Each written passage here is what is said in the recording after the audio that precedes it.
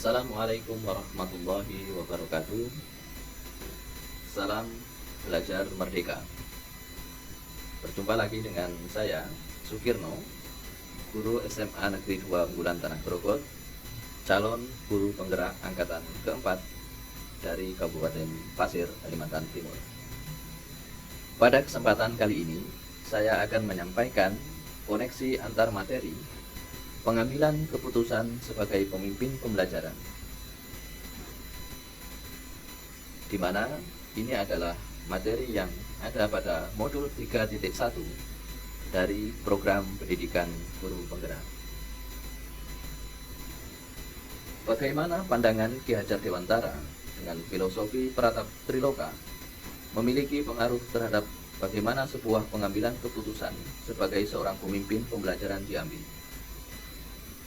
Ki Hajar Dewantara dengan Pratap Triloka ing arso sung tulodo ing madya mangun karso tutwuri handayani berpandangan bahwa sebagai seorang guru kita harus mampu memberikan teladan praktik baik kepada murid. Dalam setiap pengambilan keputusan, seorang guru harus memberikan rasa karsa atau usaha keras sebagai wujud filosofi Pratap Triloka ing madya mangun karso. Dan pada akhirnya guru membantu murid untuk dapat menyelesaikan atau mengambil keputusan terhadap permasalahan yang dihadapinya secara mandiri. Guru hanya sebagai pamong yang bertugas untuk mengarahkan murid menuju kebahagiaannya. Hal ini sesuai dengan filosofi Pratap Triloka tutwuri handayani. Bagaimana nilai-nilai yang tertanam dalam diri kita berpengaruh kepada prinsip-prinsip yang kita ambil dalam pengambilan suatu keputusan.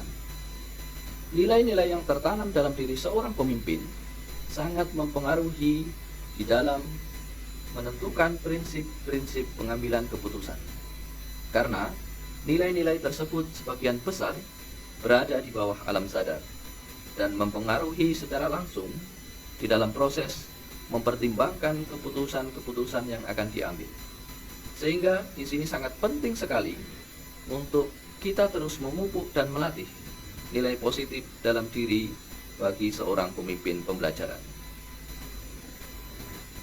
Bagaimana kegiatan terbimbing yang kita lakukan pada materi pengambilan keputusan berkaitan dengan kegiatan coaching yang diberikan pendamping atau fasilitator, dan apakah pengambilan keputusan tersebut telah efektif? Masihkah ada pertanyaan-pertanyaan dalam diri kita atas pengambilan keputusan tersebut? Hal-hal ini tentunya bisa dibantu oleh sesi coaching yang telah dibahas pada modul 2 sebelumnya. Coaching itu adalah keterampilan yang sangat penting dalam menggali suatu masalah yang terjadi, baik itu masalah dalam diri kita maupun masalah yang dimiliki oleh orang lain. Dengan langkah coaching model Tirta, seorang pemimpin dapat mengidentifikasi masalah apa yang sebenarnya terjadi dan membuat pemecahan masalah secara sistematis. Konsep coaching Tirta sangat ideal apabila dikombinasikan dengan 9 langkah konsep pengambilan keputusan dan pengujian keputusan sebagai evaluasi terhadap keputusan yang telah kita ambil. Bagaimana kemampuan guru dalam mengelola dan menyadari aspek sosial emosionalnya akan berpengaruh terhadap pengambilan keputusan. Pengambilan keputusan itu dilakukan secara sadar penuh, sadar dengan berbagai pilihan dan konsekuensi yang ada. Pemimpin yang telah menguasai pengetahuan dan keterampilan serta sikap positif mengenai aspek sosial dan emosional pada saat putusan diambil, tujuan yang diharapkan adalah tujuan positif. Putusan yang diambil juga bertanggung jawab. Kesadaran akan aspek sosial emosional di saat mengambil keputusan ini juga dapat menekan perilaku seseorang pendidik, terutama saat dihadapkan pada permasalahan yang mengandung dilema etika. Di saat guru dihadapkan pada kasus tertentu yang menuntutnya untuk memberi keputusan, mekanisme otak akan mengarahkan diri untuk berhenti, kemudian menarik napas panjang sejenak, hingga memberikan waktu untuk memahami dengan baik kasus yang sedang dihadapinya. Bagaimana pembahasan studi kasus yang fokus pada permasalahan moral atau etika kembali kepada nilai-nilai yang dianut oleh seorang pendidik. Guru di dalam menjalankan perannya sering dihadapkan pada situasi yang meragukan, sehingga terkadang timbul rasa takut untuk mengambil keputusan. Ketika seorang guru dihadapkan dalam dilema etika ataupun bujukan moral, maka prinsip dan paradigma yang tepat dapat membantunya untuk mengambil keputusan. Sedangkan dalam kasus moral, nilai kebajikan yang tertanam dalam diri seorang guru itu akan menjadi penentu putusan apa yang diambil. Oleh karena itu, sangat penting sekali peningkatan nilai-nilai kebajikan dalam diri seorang guru, terutama sebagai pemimpin pembelajaran. Guru harus tegas mengatakan benar jika hal tersebut memang benar, dan salah jika kondisi yang ada di hadapannya adalah sebuah kesalahan. Melalui 9 langkah pengujian keputusan, seorang guru akan menerapkan nilai-nilai kebajikan yang ada di dalam dirinya, terutama pada proses uji intuisi yang berkaitan dengan nilai-nilai yang bertentangan dengan nilai yang dianutnya. Bagaimana pengambilan keputusan yang tepat berdampak pada terciptanya lingkungan yang positif, kondusif, aman, dan nyaman. Keputusan yang telah dihasilkan melalui langkah-langkah yang tepat akan menghasilkan putusan yang tidak beresiko.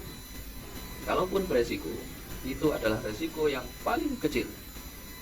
Ketika kasus yang dihadapi merupakan bujukan moral, maka tidak perlu dilakukan jika kebenaran perlu ditegakkan. Jika kasus yang dihadapi itu adalah merupakan dilema etika, di mana mengandung dua kebenaran yang saling bertentangan, maka perlu dianalisis dengan baik agar menghasilkan putusan yang dapat mengakomodir kepentingan kedua belah pihak. Sehingga penting dalam kondisi dilema etika ditentukan terlebih dahulu paradigmanya, kemudian dikaji prinsip pengambilan keputusan hingga pada pengujian keputusan dengan menggunakan 9 langkah. Apabila pengujian dilakukan secara lengkap, maka keputusan yang diambil tidak akan beresiko, dan diharapkan keputusan tersebut menghasilkan efektivitas yang terlihat melalui adanya dukungan dan penerimaan dari berbagai pihak yang berkepentingan. Dengan demikian, akan berdampak pada kondisi lingkungan yang positif, kondusif, aman, dan nyaman. Apakah kesulitan-kesulitan di lingkungan Anda yang sulit dilaksanakan untuk menjalankan pengambilan keputusan terhadap kasus-kasus dilema etika ini? Apakah ini kembali ke masalah perubahan paradigma di lingkungan Anda? Dalam pengambilan keputusan di lingkungan pendidikan, khususnya di sekolah, banyak sekali ditemukan kesulitan-kesulitan, khususnya terkait dengan pemilihan paradigma dari dilema etika yang akan digunakan. Ketika kita dihadapkan pada suatu permasalahan, ini kita sering dihadapkan kepada pilihan-pilihan yang menuntut kita untuk menentukan dengan tepat paradigma yang mana dan prinsip yang mana akan kita gunakan. Demikian juga nilai kebajikan. Karena di dalam lingkungan pendidikan, keputusan ini adalah keputusan yang akan berdampak kepada banyak orang dan diharapkan dapat mengakomodir banyak kepentingan di dalamnya. Maka terkadang kita disulitkan di dalam memilih mana nilai kebajikan yang harus kita utamakan, mana paradigma yang harus kita gunakan agar keputusan yang kita pilih ini adalah keputusan yang terbaik. Demikian juga ketika kita telah mengambil sebuah keputusan, kita akan kembali dihadapkan pada paradigma di mana harus ada perubahan terkait dengan orang-orang yang berkepentingan di dalam keputusan ini. Apakah keputusan yang tepat ini akan berdampak kepada merdeka belajar?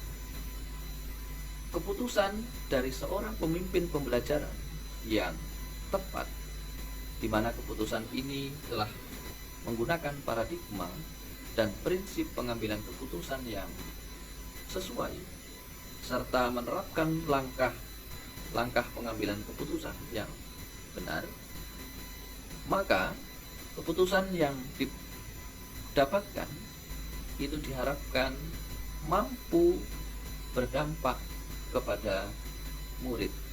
Keputusan yang mendukung sepenuhnya kepentingan siswa.